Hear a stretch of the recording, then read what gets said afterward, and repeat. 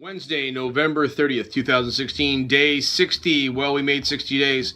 Sweet. But that's not what I want to talk about today. Today I want to talk about professional learning networks or personal learning communities, or mix up those professional and personal, and it gets personal for this guy because I'm pretty passionate about what I learn about and how I learn.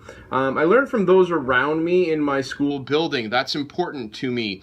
Today at AVS we are having the University of the Fraser Valley student teachers come and see our school and how different AVS, being a distributed learning school or a blended learning school, or different ways that we do education different than the regular classroom, can meet the needs of students. So thinking back to my PLN from when I started teaching, my cohort of fellow student teachers was my PLN. We were put together. It was a forced community that we had, but by the time we were done PDP, we were a pretty tight-knit community, and I still have contacts with some of those people today, not directly for teaching and learning, but just because we're a community.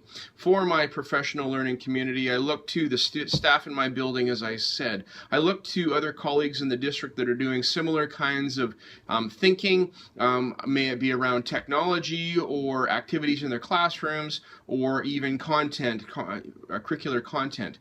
That's important. Beyond that, though, how do you grow your PLN? Well, you go to conferences. Conferencing for me is really important because it inspires me to be a better educator. It challenges me in things to think about, and those conferences are about things that educators are doing in their own space, thoughts they're thinking, and things like that.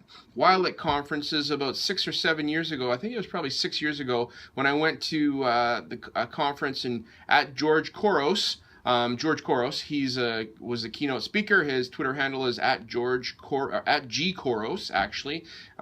He challenged us to get involved and get on Twitter. Well, during that meeting, I did get on Twitter. Since that, I haven't looked back. I have been on Twitter since, and don't typically use it more than during conference time for actually touching base with people, but it's a great way for me to engage those around me. Also, I was on Twitter yesterday morning, and I saw where at G Couros and at Brookhauser was, and Kevin Brookhauser was the keynote at a EdTech team meeting that I was at a couple years ago. So, I follow those guys. Those are the two guys that I follow. That's not that whatever they say is magical and gold, but you know what? They're thinking good thoughts, and I need to think those similar thoughts so that I can be a better educator. Anyhow, they were both at a conference in Raleigh, North Carolina called Wonder Wake, and I just started following along and seeing what was going on at that conference in Twitter.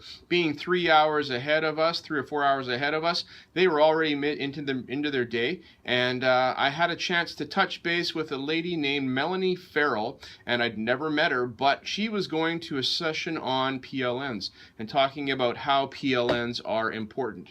I just need to go get her quote.